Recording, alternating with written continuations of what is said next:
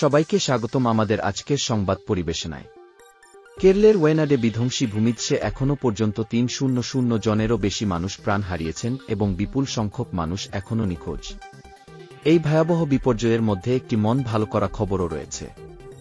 ওয়েনাডে বনকর্মীদের ৮ ঘণ্টার কঠিন অভিযানের পরে এক প্রত্যন্ত উপজাতির ৬ শিশুকে উদ্ধার করা হয়েছে। কালপেট্টা রেঞ্জের বনকর্তা হাসিসের নেতৃত্বে ৪ সদস্যের একটি টিম এই অভিযান চালায়। উপজাতি পরিবারকে বাঁচাতে বনের ভেতরের বিপজ্জনক পথ অতিক্রম করে তারা এই উদ্ধার অভিযান পরিচালনা করে। উদ্ধার হওয়া শিশুদের মধ্যে আদিবাসী সম্প্রদায়ের ১ থেকে ৪ বছর বয়সী ৪টি শিশু রয়েছে।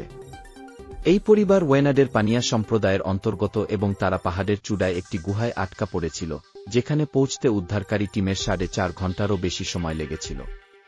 উদ্ধারকারী টিমকে ভারী বৃষ্টির মধ্যে পিচ্ছিল এবং খাড়া পাথরে দড়ি বেয়ে উঠতে হয়েছিল।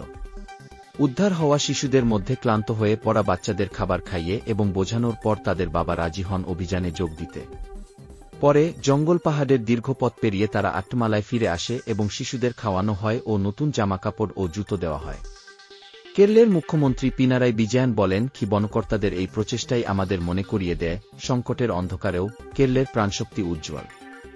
আমরা ঐক্যবদ্ধভাবে ওয়েনাডকে পুনর্গঠন করব এবং আরও শক্তিশালী হয়ে উঠব। আজকের সংবাদ এই পর্যন্তই। আমাদের সাথে থাকার জন্য ধন্যবাদ।